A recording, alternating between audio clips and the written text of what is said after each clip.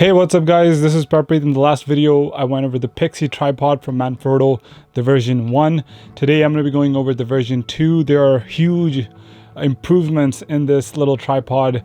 The first one, as I mentioned in the last video, if you haven't watched it, go watch it now. I'll put it somewhere up here. But basically, that one tripod is not user-friendly. I would suggest you not to buy it. It's about 20 bucks. I know it's pretty cheap for most people, but still, I don't think it's worth the price or even spending $5 on it. So let alone 20.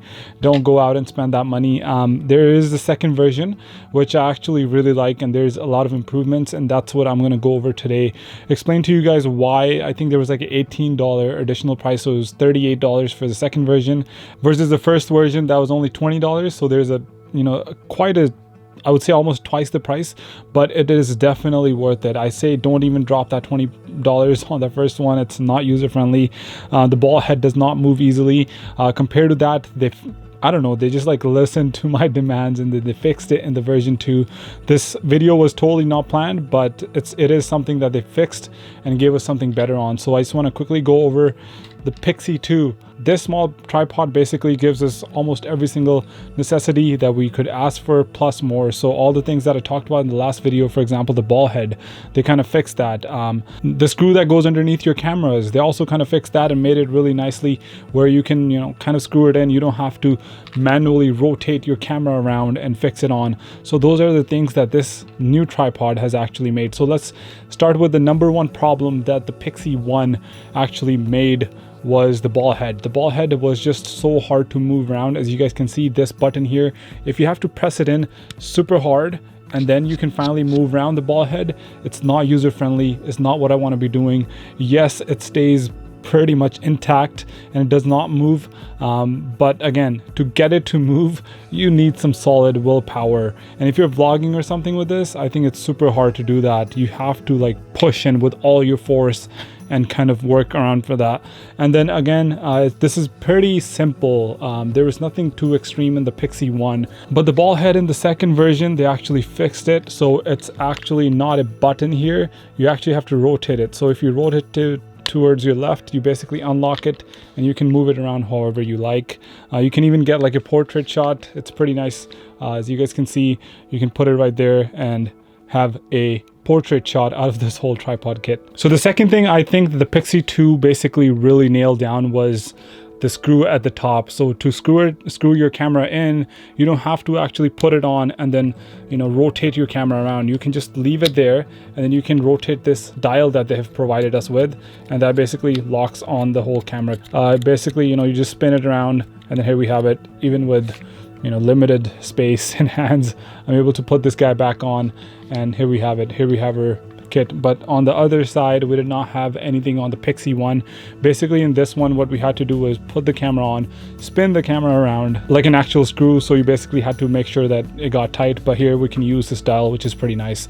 It just makes the whole job of putting on your camera on a tripod much easier. You're able to do this much faster. For me personally, it doesn't matter because I was going to leave this as like my vlogging kit, so I would never have to take this off. This DJI Osmo Action would most likely stay on this tripod setup. So I think there's two more things that they added to this whole new tripod, which are actually different than the Pixi 1. So basically in this one you have stretchable arms or legs. So basically you can stretch these legs by pressing onto these buttons on each leg. You basically press them and then you can extend them to get a kind of a longer tripod compared to whereas you'd only get like this much. So it's a big difference there, obviously, but there are some drawbacks when we talk about that. So basically you have to pull them all the way out and make sure that all legs are equal. Otherwise you sometimes get a very tacking annoying sound this whole thing makes. So if you're recording audio on your GoPro or whatever, sometimes it gives you really problems. Like, so you just have to make sure that when you're holding the grip, you have to hold it pretty sturdy and there's no space among like these legs. If there is, sometimes it makes like this kind of sound, and in your setup is right there, so it ends up like catching a lot of that and it makes the video really annoying, or the audio really annoying. That's one of the things. And then again, another feature that they've added here is how much you want your maximum legs to be extended. So for example here, this is one of the settings that you can extend it to. And then the other setting would be, I just basically swipe this dial right here. This is kind of hard to work on. I wish that they've made it easier, but you know, it still works. You just kind of swipe it to the left, and now you're able to basically go all the way down, instead of, you know, having some legs come out like this way. Now you can go like all the way flat and record whatever you want. This is nice for, let's say if you want to put your camera on like a dashboard or a limited space, or if you just want to, you know, more lower to the ground, more down to the earth, this kind of works for that. But yeah, these are the new features that they have added in the Pixi 2 instead of the Pixi 1. So that's about it for this whole video. I hope you guys enjoyed it. If you guys liked this video, please make sure to hit that like button, and let me know if you grabbed the Pixi 1 before in the past. I know they recently came out with the Pixi 2, and it kind of just like opened a lot of people's eyes, like, oh my god, this is the necessity, like we need this.